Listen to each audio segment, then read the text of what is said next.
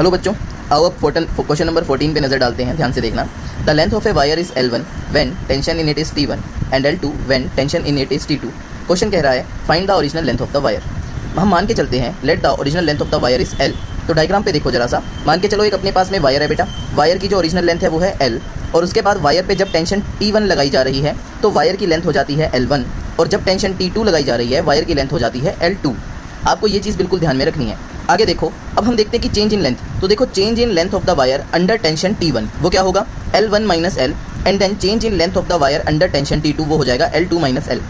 अब ये क्वेश्चन अगर आपके स्कूल में वैसे कराया तो नहीं जाएगा, बट इन केस अगर कराया जा रहा हो तो एक बेटर टीचर हमेशा बताएगा कि L2 के केस में आपके दिमाग में कंफ्यूजन बनेगा कि L2 के केस में हम L1 को क्यों नहीं कंसीडर कर रहे या L को और L1 को एक साथ क्यों नहीं कर रहे। तो देखो बेटा, जब भी कभी इलास्टिसिटी का न्यूमेरिकल सॉल्व किया जाता है, इलास्टिसिटी का कोई भी क्वेश्चन आता है, उसमें हम स्ट्रेन के केस में चेंज इन लेंथ निकालते हैं, और वो change in length, change in volume या change in shape size whatever it is, इसको आप हमेशा और हमेशा ओरिजिनल और फाइनल के रिस्पेक्टिवली देखते हो, बाकी चीज़ों से आप कोई मतलब नहीं रखते। इसलिए यहाँ पर L2 माइनस L किया है।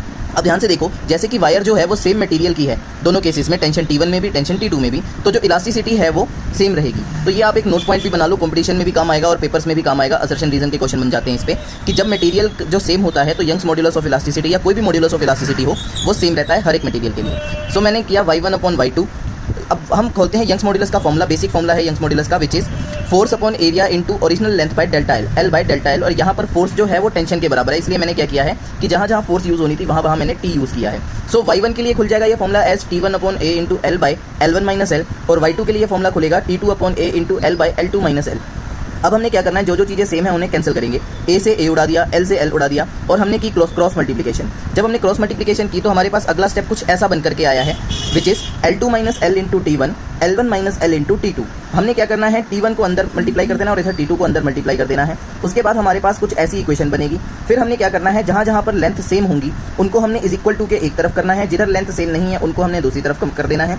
फिर हमने L कॉमन ले लेना है, और उसके बाद T2 माइनस T1 जो है वो एक कंप्लीट फैक्टर बन जाएगा, उसको हम नीचे ला करके डिवाइड कर देंगे, और इससे हमारे पास ये बेटा ओरिजिनल लेंथ का फॉर्मूला आ जाएगा। अब ध्यान रखना, ये क्वेश्चन जेईई मेंस में भी आया है 2021 में, और एम्स में आया है 2015 में, और नीट में काफ़ी बार ये क्वेश्चन रिपीटेड देखा गया है। इन दैट पर्टिकुलर केस इस क्वेश्चन को सोल्व करने के लिए आपको कुछ एक्स्ट्रा करने की जरूरत नहीं है, बस इस स्टेटमेंट को दिमाग में रखो और इस फॉर्मूले को, इस एक्सप्रेशन को दिमाग में रखो। कई बार सीधा सीधा एक्सप्रेशन उठ के आ जाता है और कई बार इस पर बेस्ड न्यूमेरिकल आ जाता है, तो इसको याद रखना।